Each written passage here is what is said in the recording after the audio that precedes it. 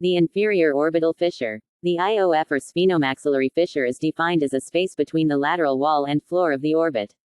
This fissure runs in an anterolateral direction from the maxillary strut posteriorly to the zygomatic bone anteriorly. The IOF joins the orbit with the pterygopalatine, infratemporal, and temporal fossae.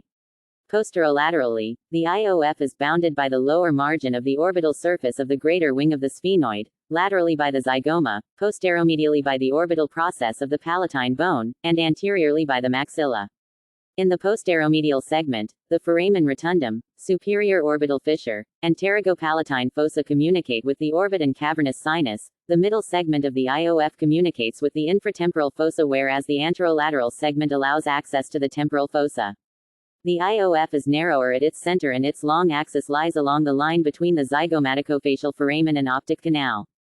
Photograph of the right orbit illustrates osseous structures, especially the three segments of the inferior orbital fissure IOF. Posteromedial segment, from the maxillary strut MS to the posterior border of the infraorbital groove IG.